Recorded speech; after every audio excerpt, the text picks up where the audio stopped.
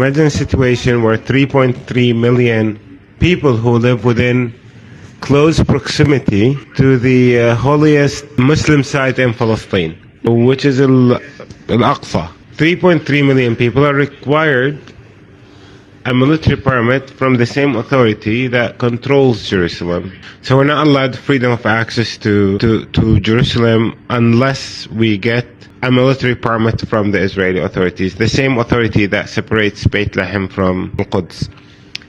It's important to also mention that Bethlehem and Al-Quds have been interconnected for thousands of years. So it's not like the connection between Bethlehem, the birthplace of Isa alayhi salam, and Al-Quds, the place where Isa alayhi salam ascended to heaven, and Prophet Muhammad sallallahu alayhi wasallam also ascended to heaven from Al-Quds. It's a very, very important site for both Muslims and Christians in Palestine. But they are not allowed, like the residents, the Muslims and Christians who live in the occupied West Bank, they are not allowed access to their holy sites there. The Muslims and Christians who live in Gaza, they've not been allowed freedom of access to the site there, and who decides there? Who decides that? The Israeli authority. We as Palestinians who remain in Palestine, we are divided from one another. People think that we don't like to visit one another. But no, there is geographic separation between all of us, and the authority that maintains that geographic separation is the Israeli oppressor, is the Israeli government itself. Like today, Israelis are allowed to go into Gaza and destroy it and murder thousands upon thousands upon thousands of our brothers and sisters who live there. But not one Palestinian from the occupied West Bank is allowed to go visit. Includes children.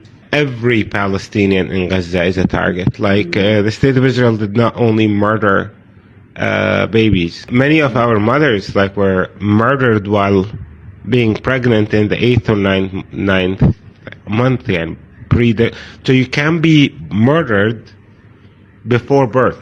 So every Palestinian in Gaza is a target, and so if you're allowed into Gaza to murder people, but you're not allowed into Gaza to visit people. But that's the reality imposed by Israeli oppressor. One of the things I also want you to understand that for us, Malaysia is more accessible than certain parts of Palestine. I have many friends who live in Gaza that I actually met outside Palestine. Like we met in different places.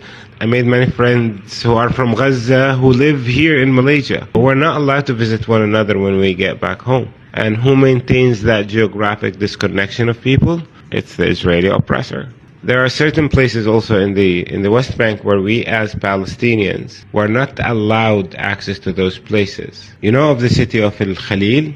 It's the burial place of Ibrahim alayhi salam and Ishaq and Yaqub, all of which are like sacred figures both in Islamic faith and in many other faiths.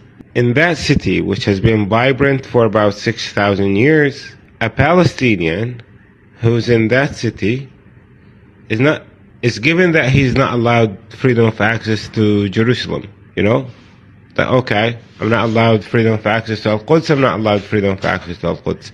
But also you're not allowed freedom of access to certain places in your own city. And part of the work I do in Palestine is I do political tours. So we have to visit Hebron.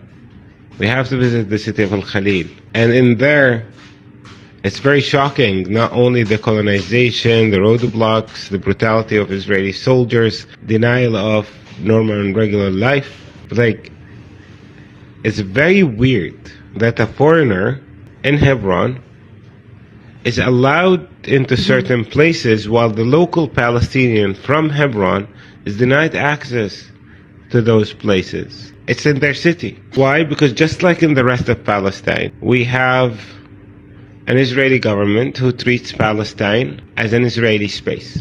Therefore, a Palestinian is not allowed in an Israeli space, even if that space was your house. So if the State of Israel decides that your house is an Israeli space, then you are not allowed in it anymore. So there are so much, let's say, details to Israeli oppression of Palestinians individually and collectively.